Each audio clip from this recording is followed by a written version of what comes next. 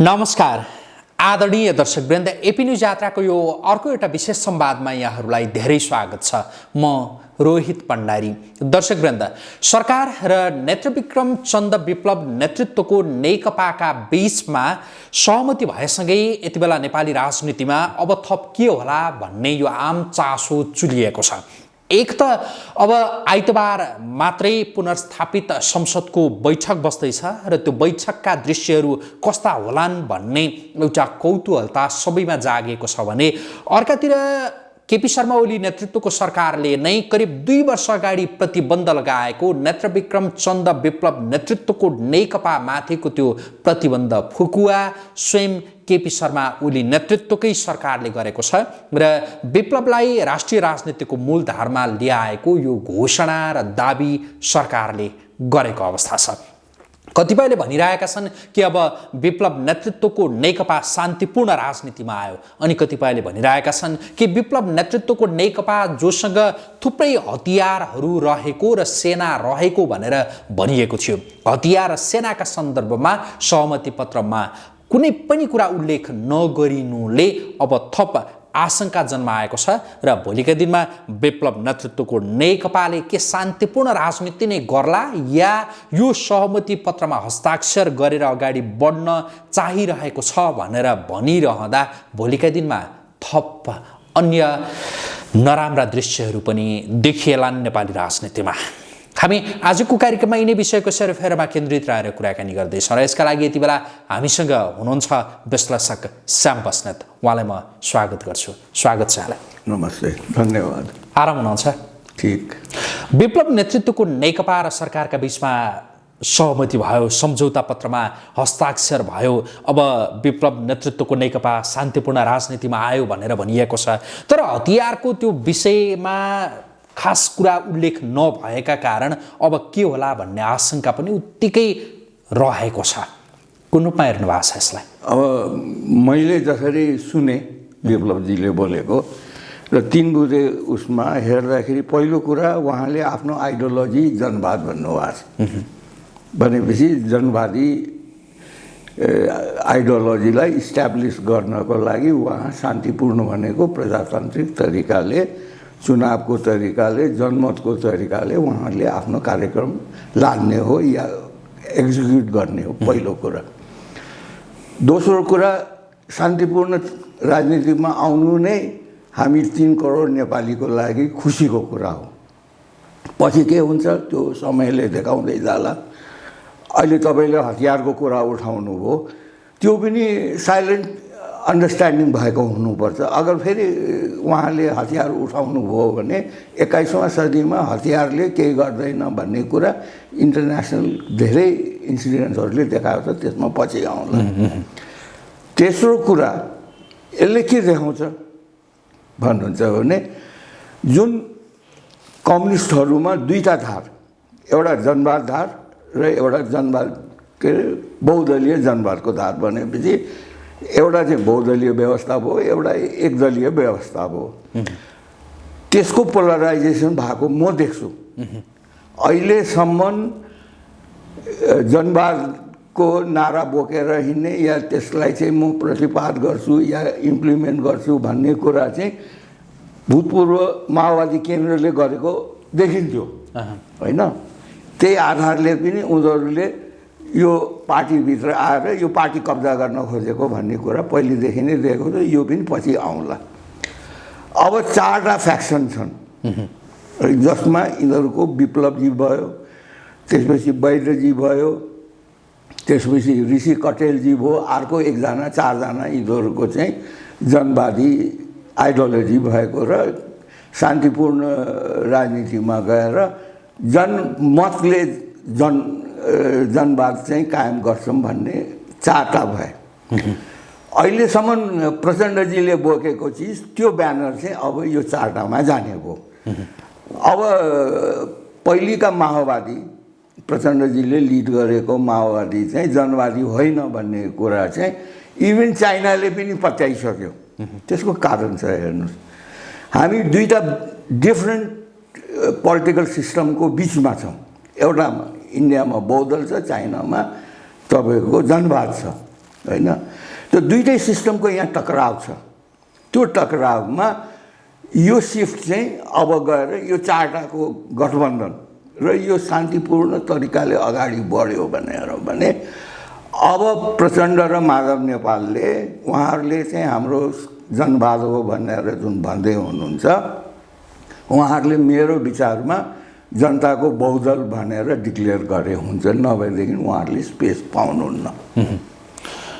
भनेको जो रणनीतिक संयुक्त मोर्चा भनिएको छ, विप्लव, आहुति, होइन, मोहन वैद्य, ऋषि कटेल, उहाँहरूले जो रणनीतिक संयुक्त मोर्चा भन्नुभएको छ, अब त्यो रणनीतिक संयुक्त मोर्चाले जुन एजेन्डा उसले बोकेको छ, त्यो एजेन्डा हिजोका दिनमा त्यस्तै एजेन्डा प्रचण्डले बोकेका थिए, तर प्रचण्डले आफ्नो त्यो एजेन्डा छोडिदिए र अब त्यसको साँच्चै एक किसिमको त्यो एजेन्डाको उत्तराधिकारी चाहिँ यो रणनीतिक संयुक्त मोर्चा भयो, जो विप्लव सहितका नेताहरू जो हुनुहुन्छ भन्ने यहाँको भनाइ।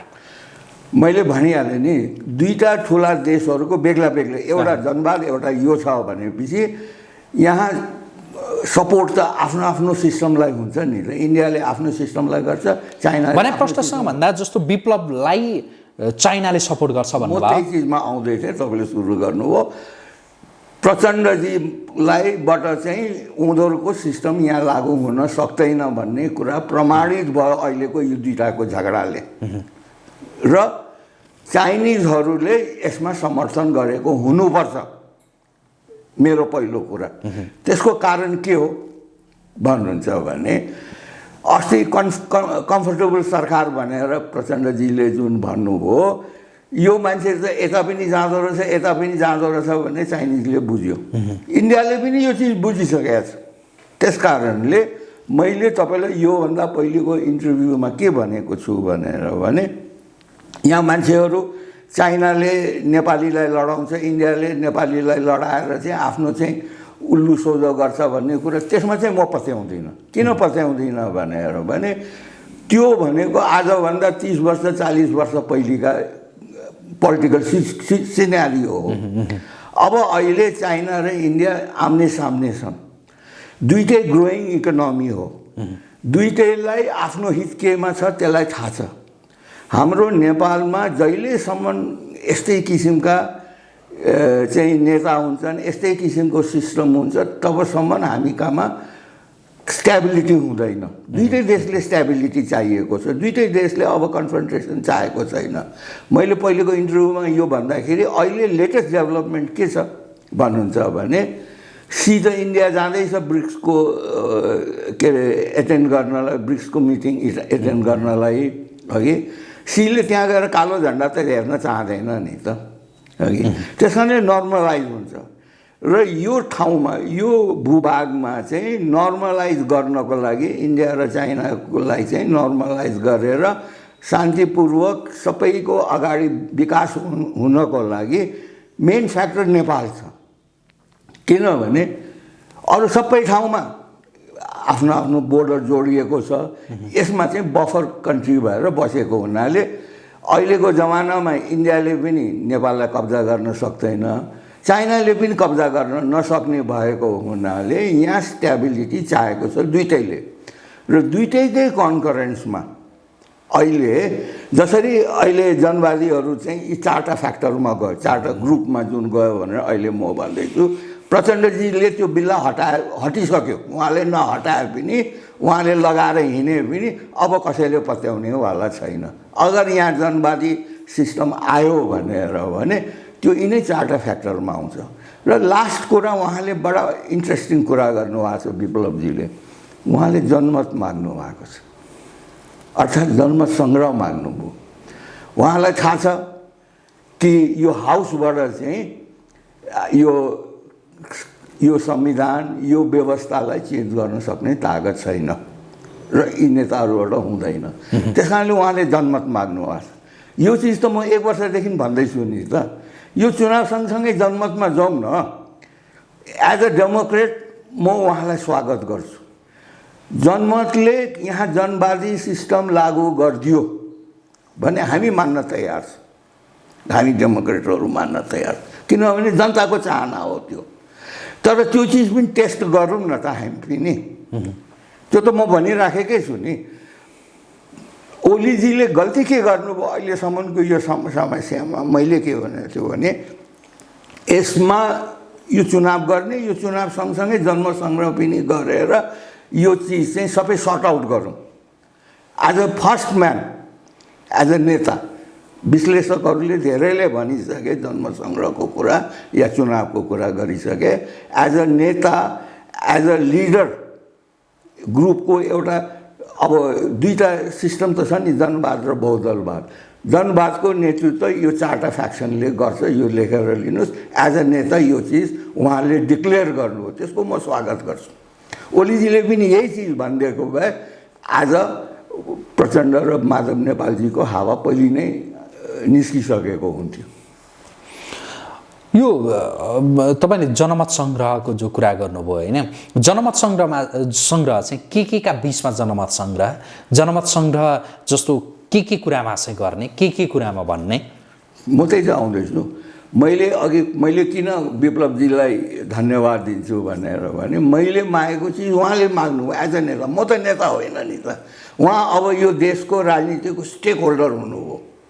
जस्तो कङ्ग्रेस छ, हाम्रो माधव नेपाल र गुटको छ, ओलीको गुटको छ, मधेसीहरू छन्, राप्रपा छन्। यिनीहरूले भन्नु र मैले भन्नुमा फरक छ। 4टा स्टेक होल्डर, 5वटा स्टेक होल्डरमा एउटा स्टेक होल्डरले यो चिज मागेको छ। अब अर्को स्टेक होल्डर तपाईँको चाहिँ के अरे राप्रपा छन् या राज संस्थावादी छन् र मधेसीहरूले पनि यो चिज माग्छ भनेपछि सबै स्टेक होल्डरलाई राखेर सबै चिज सिद्ध्याउँ न। जस्तो सनातनी समाज राख्ने कि नराख्ने, धर्मनिरपेक्ष राख्ने कि नराख्ने, मधेसीहरूलाई चाहिँ आउने बित्तिकै नागरिकता दिने कि नदिने, नागरिकता कुन हिसाबले दिने, इन्डियाको जस्तो 7 वर्षपछि मात्रै चाहिँ पोलिटिकल अधिकार दिने कि अहिले नै दिने हो कि, बुहारीलाई मात्रै दिने हो कि, ज्वाइँलाई पनि दिने हो कि, राखिदिउँ न। जनताले होइन सबै ज्वाइँलाई पनि दिन्छ भने हामी पनि हेरौँ न, ज्वाइँलाई मात्रै दिँदा रहेछ जनताले गर्दो रहेछ। आखिर त जनता त सबैभन्दा ठुलो कोर्ट त जनताको कोर्ट हो नि, अघि।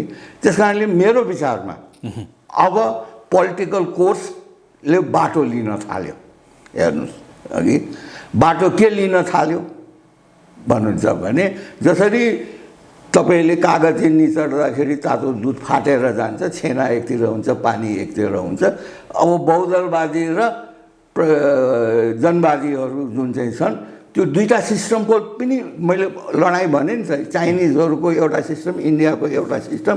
चाइनिजहरूले पनि आफ्नो औकात यहाँ देख्छ, इन्डियनहरूले पनि आफ्नो देख्छ र हाम्रो नेपाली एउटा थर्ड फ्रन्ट चाहिँ जो चाहिँ राष्ट्रवाद भएर राष्ट्रियताको आधारमा, देश विकासको आधारमा यिनीहरूले गर्ने जुन चाहिँ शक्ति आउँछ त्यो पनि चान्सेस छ नि त। त्यो शक्ति आएर गऱ्यो भने त्यसलाई पनि ट्राई दिउँ। त्यस कारणले म चुनाव हुन्छ भन्ने कुरा हो। अझ म रोहित भाइलाई एउटा भन्न चाहन्छु, हाम्रा विश्लेषकहरूलाई पनि भन्न चाहन्छु, हाम्रा राजनेताहरूलाई पनि चाहन्छु, सत्ता भनेको के? मैले सत्ता भनेको चिज हाम्रा राजनेताले पनि बुझेका छैनन्, हाम्रा के अरे विश्लेषकहरूले, बुद्धिजीवीहरूले पनि। सत्ता भनेको अवसर हो। राजनीति गर्ने पार्टीहरूलाई एउटा अवसर हो।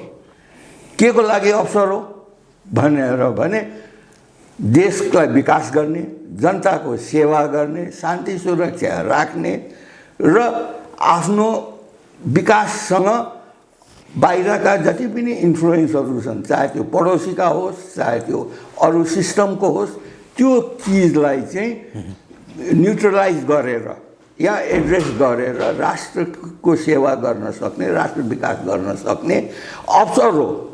तर हाम्रा जननेताहरू, हाम्रा जुन पार्टीका नेताहरूले यसलाई लुटको अवसर, पैसा कमाउने अवसर, देशको मतलब छैन, आफूले चाहिँ भ्रष्टाचार गर्ने अवसर देखेको हुनाले हामीहरूले, नेपालीहरूले यो चिज गर्छ। हाम्रो नेताहरूले जुन दिन यो चिज बुझ्छ कि सत्ता भनेको जनताको सेवा गर्ने, देशको विकास गर्ने अवसर हो भन्ने जुन दिन बुझ्छ त्यो दिन आउँछ यो चिज। अब त्यो कसरी आउँछ भनेर तपाईँले मलाई अगर सोध्नुहुन्छ भनेर भने अहिले जति पनि युवाहरू छन् जुनसुकै पार्टीका हुन् जुनसुकै सङ्गठनका हुन् हगि एउटा चाहिँ यहाँ के देखेको छ शेरबहादुरजीलाई सपोर्ट गर्ने युवाहरू शेरबहादुरजीलाई ब्लाइन्डली गर्छन् रामचन्द्रलाई सपोर्ट गर्नेले रामचन्द्रलाई ब्लाइन्डली गर्छ प्रचण्डलाई गर्ने ब्लाइन्डली गर्छ माधवलाई ब्लाइन्डली गर्छ यो ब्लाइन्डली गरेर भएन अब यी जति पनि युवाहरू हुनुपर्छ एक भएर अब हामी चाहिँ देशलाई अगाडि बढाउँछौँ भनेर सबै पार्टी छोडेर यो चिज कहिले आउँछ भन्नुहुन्छ भने चुनावमा जन्मसङ्ग्रह पनि राख्यो भने सक्कली पोलराइजेसन त्यहाँ हुन्छ अब एक किसिम जस्तो यही विप्लव र सरकारका बिचमा भएको सहमतिका सन्दर्भमा नै थप कुरा गरौँ जस्तो त्यो सहमतिमा हतियार व्यवस्थापनका विषयमा कुनै कुरा उल्लेख भएन त्यो चाहिँ अलिकति डरलाग्दो पाटो भनेर केहीले त्यो भन्न सुरु गरेका छन् यहाँलाई त्यस्तो लाग्छ कि लाग्दैन विप्लवसँग हतियार थिए केही सैन्य दस्ता पनि थिए त्यसको व्यवस्थापनका विषयमा केही कुरा भएन त्यो नै भोलिका दिनमा घातक हुन सक्छ भनेर जसले भनिरहेछन् नि के भन्नुहुन्छ यसमा यस्तो छ हेर्नु विप्लवजीले प्रचण्ड माओवादीहरूले गरेको त 10 भागको 1 भाग पनि गरेका छैन अहिलेसम्म देख्दाखेरि हतियार पनि त्यही अनुसारको हुनुपर्छ विप्लवजीलाई जसरी इन्डियाले त्यतिखेरको माओवादी मैले त देखेको होइन दुनियाँले भनिराखेको कुरा हो हतियार पनि दियो ट्रेनिङ पनि दियो सबै चिज त्यो लग्जरी विप्लवजीले पाएको छैन पहिलो कुरा है दोस्रो कुरा इन्डिया र चाइनाले दुईटैले के बुझिसकेको छ भने हतियार उठाएर यहाँ परिवर्तन आउनेवाला छैन नेपाली जनता त्यति बेकुफ छैन यो 21वां सदी हो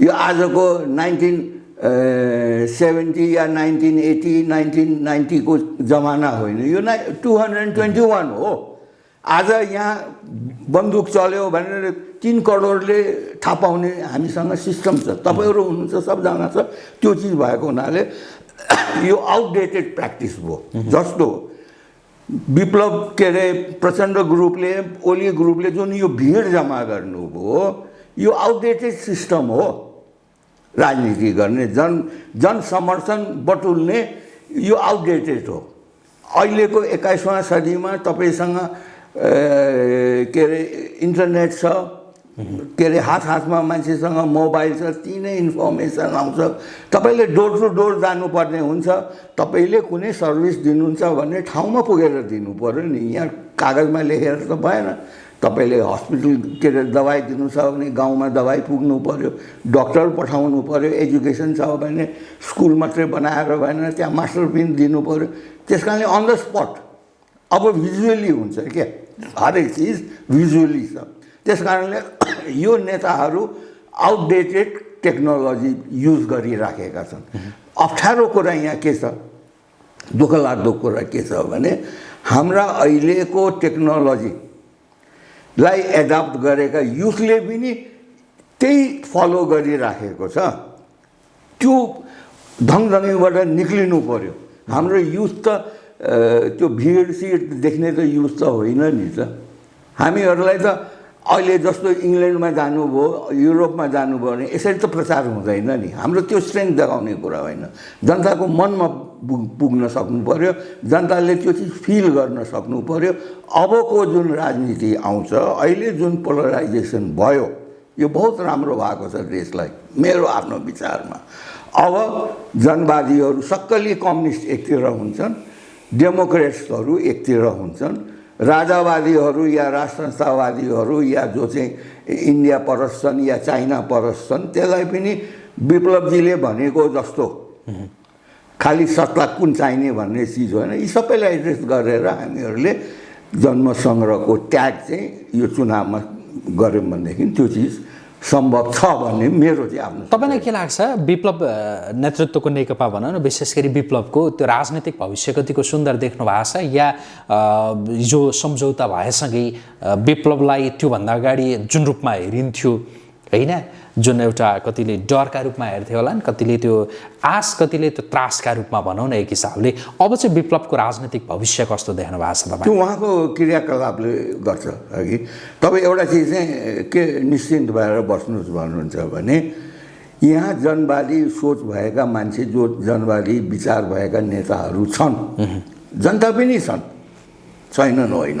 अघि जनताले कस्तो हुन्छ जनवाद भन्ने चिज त्यो देख्न सकेनन्। नभए त्यस्तै किसिमको यिनीहरूले जुन आश्वासन दिएको थियो, जनवाद आयो भने यो हुन्छ, कम्युनिस्ट सरकार आयो भने यो हुन्छ भनेर चाहिँ जुन चिज यिनीहरूले भनेर करिब 2/3 भोट ल्याएको थियो, त्यो त विश्वास त हट्यो नि त जनताबाट अघि।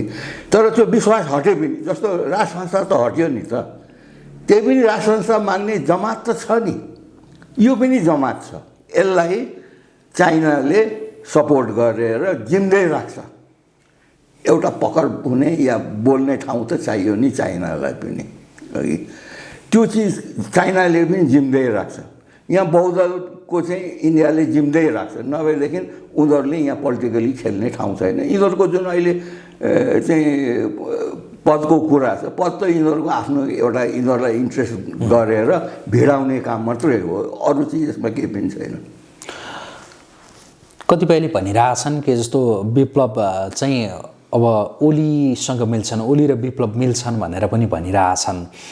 यही सन्दर्भमा हामीले विप्लवको जो रणनीतिक संयुक्त मोर्चा छ, त्यो मोर्चाको एउटा घटक नेकपाका ऋषि कट्टेलसँग पनि कुराकानी गरेका थियौँ। त्यो वाहियात भनेर उहाँले भन्नुभयो। तपाईँलाई चाहिँ के लाग्छ, विप्लव र विप्लव मात्रै नभनौँ, यो चारको जुन संयुक्त मोर्चा छ भनौँ न, मोर्चा भनौँ न यसलाई, अब के भने उहाँहरूले जानुहुन्छ, अगर उहाँहरूले आफ्नो स्वतन्त्र आइडेन्टिटी राख्नु भएन भने, उहाँहरूले जनवादी आइडियोलोजीलाई नै जनताको बिचमा लानु भएन भने, उहाँहरूले के अरे ओलीजीसँग मिल्ने या कङ्ग्रेससँग मिल्ने या माधव नेपालसँग मिल्ने, अब त म प्रचण्डको नाम लिन छोडेँ, किन लिन छोडेँ भन्नुहुन्छ भने प्रचण्डजी त्यहाँ एउटा आइडियोलोजीलाई रिप्रेजेन्ट गर्नुहुन्थ्यो र त्यो आइडियोलोजी चाहिँ अब माधव नेपालजीले चाहिँ मान्नुहुन्छ कि मान्नुहुन्न, उहाँका कार्यकर्ताले मान्छन् कि मान्दैनन् भन्ने मान्छेले अब के भयो भने अब चाहिँ प्रचण्डजीले मैले चाहिँ बहुदल, जनताको बहुदल माने भनेर हिँड्नुपर्छ, किनभने जनवाद त यिनीहरूले नै मानेको छ। मेरो विचारमा यिनीहरू इन्डिपेन्डेन्ट भएर लड्छन्, चुनावमा लड्छन् अघि। चुनावमा लडेर यिनीहरूले के गर्छन्, कति स्ट्रेङ्थ आउँछ त्यो देख्ने कुरा। एउटाले पनि काम गर्छ, दुईटाले पनि काम गर्छ, हाउसमा यिनीहरूले कुरा उठाउँछन्। यिनीहरू हाउसमा आइसकेपछि यिनीहरूले भ्रष्टाचारको कुरा उठाउँछ। यिनीहरूले सरकारले कुनै नयाँ के अरे गलत नीति गर्यो भने जनताको बिचमा जान्छ। अहिले त यहाँ के भयो भनेदेखि यो मिलिजुली बसौँ र बाँडीचुँडी खाउँवाला संविधान भएको हुनाले कसैले कसैको विरोध गरेको छैन। यहाँ न कङ्ग्रेसले ओलीको विरोध गरेछ, न ओलीले प्रचण्डको विरोध गरेछ, न अर्कोले विरोध गरेछ। यो त्यो सिस्टमको यो चाहिँ संविधान भएको हुनाले यिनीहरू आयो भने र यङ जेनेरेसन चाहिँ अबको चुनावमा आयो भने सरकारलाई खबरदारी चाहिँ गर्छ यिनीहरूले। सरकारले पनि यस्तो मनपरी गर्न पाउँदैन। जस्तो अहिले एउटा सानो इन्सिडेन्ट तपाईँलाई म बताउँ, अहिले जुन नयाँ कोभिडको चाहिँ भ्याक्सिन किन्ने भनेको छ, अस्ति $4 आयो, अब 1.5 हुन्छ, दुगुना हुन्छ, के हुन्छ भनेर अहिले भर्खर न्युज आइरहेको छ नि त।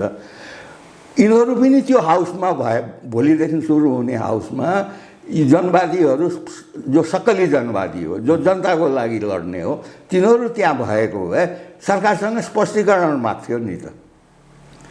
उसले इन्डियन एम्बेसेडरलाई गएर सोध्ने थियो नि, किन चाहिँ यो दाम बढ्यो भनेर। ठिक छ, सही चिजले दाम बढ्यो भनेदेखि उनीहरूले पनि जनतालाई कुरा त, उनीहरू पनि बुद्धि भएकै मान्छे हुन् नि त, नभए किन यति सङ्घर्ष गर्थे त। सङ्घर्ष गर्नु भने एउटा विश्वास आस्था राखेर केही दिमाग भएर नै सङ्घर्ष गरेका हुन् नि त यिनीहरूले त।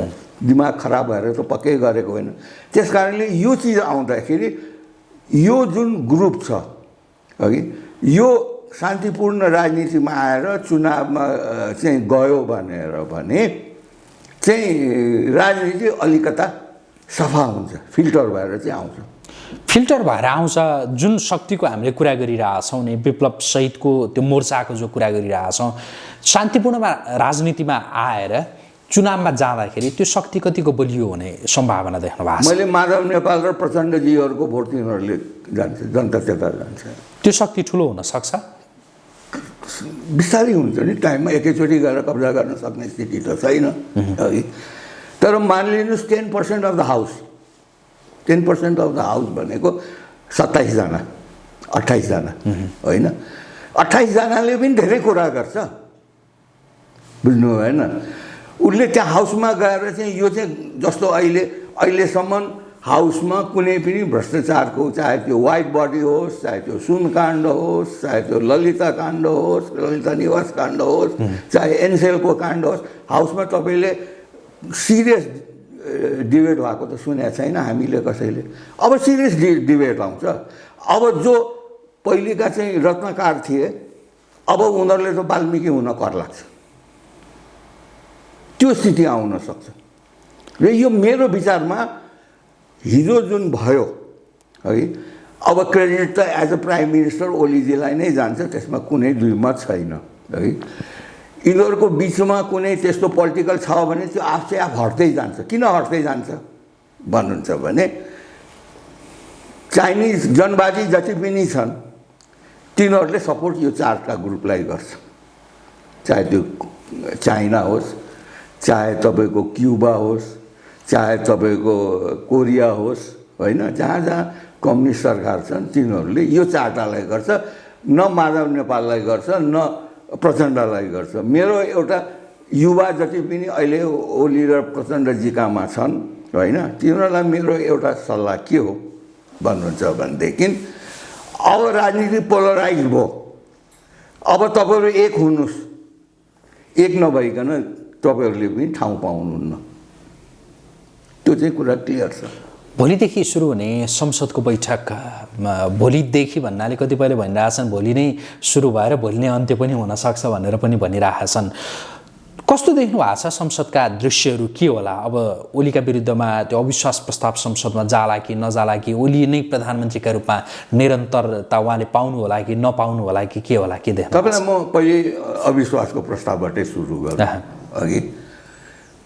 अविश्वासको प्रस्ताव यिनीहरूले ल्याउँदाखेरि है, यो ओलीलाई हटाउन खोजेको होइन, यो प्रचण्डले भनौँ न, माधव नेपाल त सेकेन्ड म्यान हुनुहुन्छ, जनवादीहरूले कब्जा गर्न खोजेको यो पार्टीलाई हो। त्यसै कारणले त यिनीहरू के अरे अविश्वासको प्रस्ताव अहिलेसम्म ल्याएका छैनन् अघि, संसदीय दलमा अहिलेसम्म गरेका छैनन् अघि।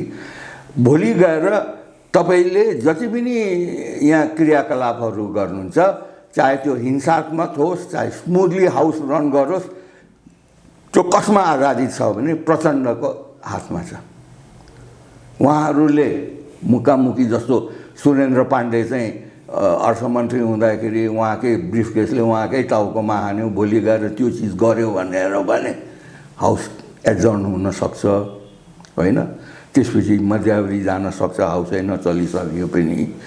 तर उहाँहरूले नै स्मुथली गएर जुन जुन प्रक्रिया छ त्यो प्रक्रियामा जानु पर्यो। अविश्वासको प्रस्ताव जबसम्म पार्टी फुट्दैन है, कङ्ग्रेस र के अरे मधेसीले त दिँदैन, कुन पार्टी हो भन्ने त हुनु पर्यो नि।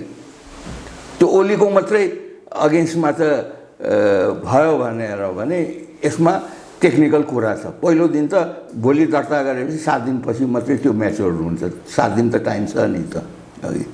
यो पोलराइजेसनमा अब प्रचण्डसँग कतिजना चाहिँ माधव नेपालका मान्छे रहन्छ, सबैभन्दा हेर्नुपर्ने कुरा के छ। हिजोको जुन इन्सिडेन्ट भयो, अब ओलीजीले त्यो त्यति टाढा सोचेको छ छैन त्यो उहाँले नै जान्नुहोस्।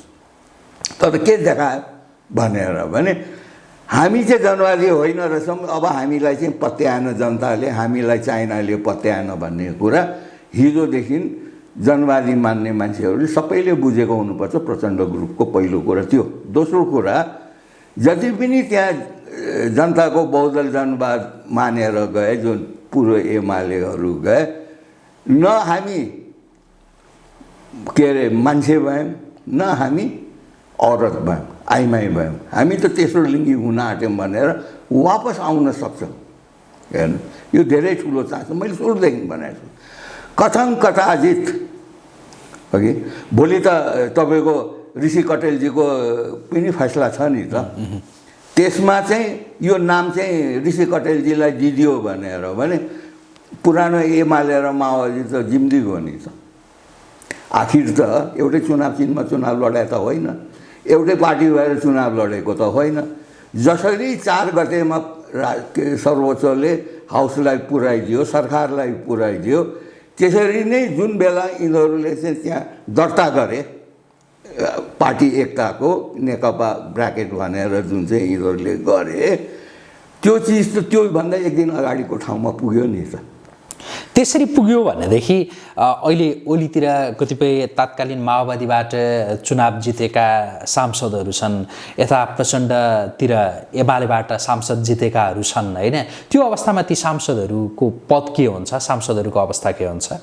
होइन, अहिले म तपाईँलाई किन यिनीहरू डराएको छ भन्नु, एउटा सजिलो कुरो, हिजो 111 जना भयो भनेर झलनाथजीले भन्नुभयो होइन। यिनीहरूले प्रचण्डलाई चाहिँ संसदीय दलको नेता बनाएर 111 जना अगर छन् भनेर भने, त उहाँहरूको त 40% केन्द्रीय कमिटीमा 70%सम्म, यहाँ पनि करिब करिब 60-70% त भयो नि है। पार्टी छोडेर गए भइगयो नि, अर्को पार्टी बनाएर।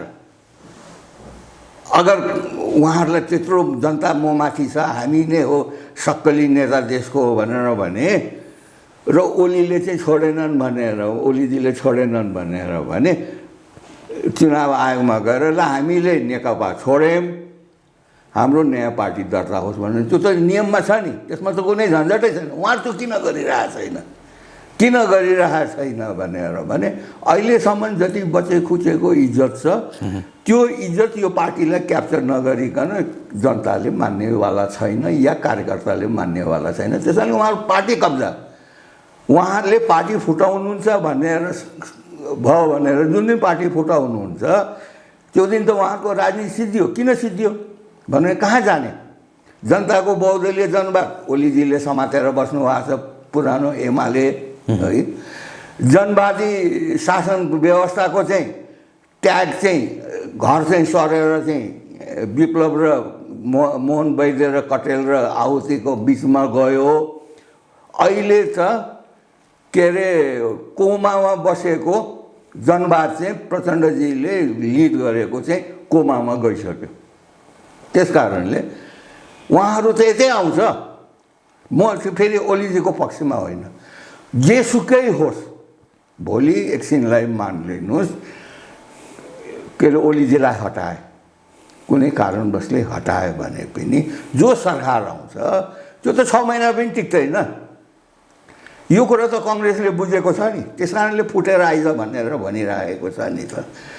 कङ्ग्रेसलाई ल्याउने त न प्रचण्डको उ छ न माधव नेपालको छ। किन छैन भनेर भने के अरे शेरबहादुरलाई चाहिँ प्राइम मिनिस्टर बनाउने हो भनेर भनेदेखि त ती कार्यकर्ताले साथ दिन्छन् कि दिँदैनन्, ती सांसदले साथ दिन्छन् कि दिँदैनन् भन्ने कुरा त सबैभन्दा ठुलो डर त माधव नेपाललाई र प्रचण्डलाई छ नि त। अहिले योगेश भट्टराई किन एकताको कुरा गर्दैछन्?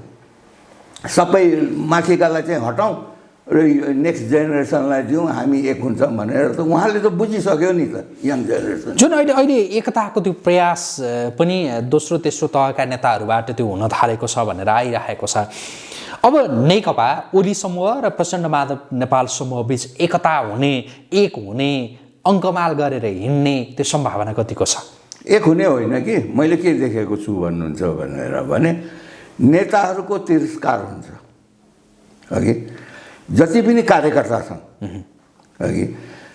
अब जनवाद मानेर प्रचण्डलाई साथ दिउँ, पूर्व माओवादी सङ्गठनलाई साथ दिउँ भनेर भने त्यो जात उता गइसक्यो, त्यो पनि ठाउँ छैन। जनताको बहुदलीय जनवाद मानौँ भनेर भनेदेखि त्यो ओली फ्याक्टरले चाहिँ रिप्रेजेन्ट गरिरहेछ। उहाँले किन नभन्न सकेको मलाई त्यो चिज थाहा छैन, सायद भन्नु होला पछि गएर। तर त्यो चिज भइसकेपछि अबको राजनीति हिंसा रहित राजनीति हुनुपर्छ भन्ने कुरामा त अहिलेको परिस्थितिले फर्स्ट स्टेज त्यो देखाएको छ। त्यो हुने बित्तिकै त जनतामा जानु पर्यो नि।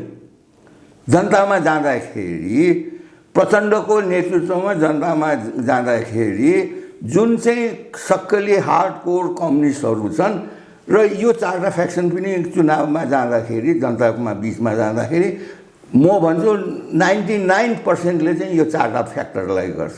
राजनीति त्यो भयो अहिले है। त्यो हुने बित्तिकै को तगडा भयो त? अहिले यो जुन विप्लवको चाहिँ जुन सरकारसँग भयो कसलाई फाइदा र कसलाई नोक्सान भयो भनेर तपाईँ मलाई सोध्नुहुन्छ भने 3 करोड जनतालाई फाइदा भयो, प्रजातन्त्रलाई फाइदा भयो है, प्रचण्डजीलाई सबैभन्दा ठुलो नोक्सान भयो, प्रचण्डजी र माधवजीलाई। अब हामी कुराकानीको अन्तिममा पनि छौँ। जस्तो अब चाहिँ यो संसदको जुन गणितीय समीकरण भनौँ न कस्तो होला के होला होइन, यो यति बेला मान्छेहरूको चासोको विषय पनि बनेको छ। तपाईँलाई चाहिँ के लाग्छ? अब जस्तो हुन त यहाँसँग मैले योभन्दा अगाडि पनि कुराकानी गरेको थिएँ, अब के होला, प्रधानमन्त्री को होला के होला, या ओलीले नै निरन्तरता पाउने सम्भावना कतिको छ भनेर फेरि कार्यक्रमको अन्त्यमा पनि यहाँसँग मैले सोधेँ कि अब के होला यो संसदको गणितीय समीकरण चाहिँ कुन ढङ्गले अगाडि? तपाईँलाई म अब अहिले हिजोको डेभलपमेन्ट र आज 3 बजे ओलीजीको पनि संसदीय दलको बैठक बस्दैछ, त्यहाँ पनि उहाँको स्ट्रेन्थ थाहा हुन्छ। जस्तो प्रचण्डजीहरूकोमा चाहिँ 111 जनाले गरे भनेको छ, आज कति हुन्छ त्यो तपाईँलाई क्लियर हुन्छ, जनतालाई पनि क्लियर हुन्छ कुन किसिमको को कतापट्टि छ र कसको कतापट्टि आउने चान्सेस। मैले तपाईँलाई सुरुमै भने यो ग्रुपमा प्रचण्डजीले लिड गरेर जनवादको जुन कुरा गरेको छ त्यो हावा खुस्क्यो हिजोको चाहिँ एग्रिमेन्टले, विप्लवजीकोसँगको एग्रिमेन्टले। अगर 111 जना छ भने संसदीय दलमाबाट हटाए भइगयो है। अब त्यसमा टेक्निकलिटी के छ, के अरे कानुनले के भन्छ, संविधानले के भन्छ, त्यतापट्टि म जान्न चाहन्न, किनभने त्यतापट्टि मलाई मतलब पनि छैन, मलाई त्यसको ज्ञान पनि छैन। तर 111 र 33 त मधेसी पार्टी छ नि त, छ कि छैन? अघि भएपछि 144 त भयो नि त, 138 को चाहिँ बहुमत हो नि त। उसले त कङ्ग्रेसलाई गर्दैन नि, कङ्ग्रेसलाई त टेर्दैन नि त। शेरबहादुरले त प्रचण्डलाई प्राइम मिनिस्टर हुनको लागि त भोट त पक्कै हाल्दैनन्, बरु एक्सटेन्ड गरेर चुनावमा जान्छन्। चुनावमा गयो भनेदेखि 2-3टा किसिमको चुनाव हुन्छ। देउबाले प्रचण्डलाई किन साथ दिँदैनन्? उसले प्राइम मिनिस्टरै पाउँदैन त कताबाट साथ दिने? किन भन्नुहुन्छ भने देउबाजीलाई यो चिज एउटा राम्ररी के थाहा छ भने उहाँलाई चाहिँ प्रचण्ड ग्रुपले साथ दिँदाखेरि प्रचण्ड ग्रुपमै फेरि ओलीपट्टि जाने मान्छे धेरै छन् भन्ने कुरो उहाँले बुझाएछ। पहिलो कुरा त्यो। दोस्रो कुरा मैले बुझ्न नसकेको, मैले रामचन्द्रजीको पनि हेर्छु, अस्ति हिजोको मैले पुरेन्द्र के आचार्यको पनि हेरेँ, विराटनगरकै भाइ हो, म चिन्छु पनि होइन, उसको दाजु मेरो साथी हो। उनीहरूले यो संविधानलाई उत्कृष्ट भन्छ। रामचन्द्रजीले त योभन्दा राम्रो संविधानै बन्न सक्दैन भनेर भन्छ। जनताले बनाएको 4 जनाले 5 जनाले बनेको हो भन्ने कुरा त सबैलाई थाहा छ नि, दुनियाँलाई थाहा छ। जनताको संविधान कसरी हो, उहाँहरू जस्ता डेमोक्रेटले यो चिज कसरी भनिरहेछ, मैले त्यो चिज सम्झाएको छैन। अघि यो संविधानमा जुन चिज कमी छ, जुन यहाँ स्टेक होल्डरहरूलाई छ, जबसम्म त्यो नगरिकन देशमा शान्ति आउँदैन। त्यो लेखेर लिनुहोस्, किनभने अब राजसंस्थावादी पनि अब सडकमा आउँछन्, विप्लवहरू पनि 4टा यी पनि आउँछन्, के अरे ऊ पनि आउँछ, राप्रपा पनि आउँछ। सडक त अब तात्छ ल, सरकार प्रचण्डले बनाउनु भयो भने त्यो तातेको सडक प्रचण्ड र माधव नेपालजीले थाम्न सक्नुहुन्छ? त्यो मैले देखाएको छैन।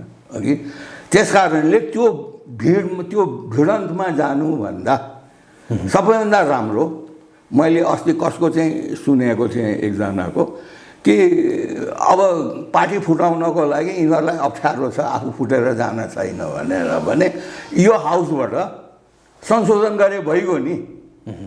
30% ओलीजीलाई फुटेर जान सजिलो पार्दिन किन सक्दैन यिनीहरूले? त्यो किन गरेको छैन भन्नुहुन्छ भने उनीहरूले ओलीलाई मात्रै माइनस गरेर बाँकी कब्जा गर्न खोजेको, उनीहरूले आफ्नै बहुमत पुर्याउन खोजेको। यो कुरा त कङ्ग्रेसले बुझेको छ नि, यो कुरा त मधेसीले पनि बुझेको छ नि त। हामी जनताले त बुझेका छौँ भने उनीहरू राजनीति गरेकोले नबुझेको होइन। उनीहरू 138 चाहिँ आफ्नै पार्यो भनेर हो भने 138 पर्दाखेरि तपाईँको करिब करिब 38वटा चाहिँ या 35जना चाहिँ ओलीजीले लिएर गयो भने पनि हामी सरकार बनाएर बहुमत हुन्छ भनेर प्रचण्ड र ओलीले यो चिज गर्न के अरे प्रचण्डले न शेरबहादुरलाई प्राइम मिनिस्टर बनाउन खोजेको छ न मधेसीको कसैलाई बनाउन भयो भने आफै हुन्छन्, भएन भने आफै ती नाश भएर जान्छन् र मध्यावधि चुनावमा जानुपर्छ। हुन्छ, आजका लागि कुराकानी यति गरौँ। जुन समय दिनुभयो यसका लागि यहाँलाई धेरै धन्यवाद। धन्यवाद। हस्, आदरणीय दर्शकवृन्द, हामी कुराकानी गर्दै थियौँ विश्लेषक श्याम बस्नेतसँग। उहाँसँगको यो कुराकानीसँगै एपी न्युज यात्राको विशेष संवाद अहिलेका लागि यहीँ सकिन्छ। एपी न्युज यात्रा सँगै रहनुहोला। नमस्कार।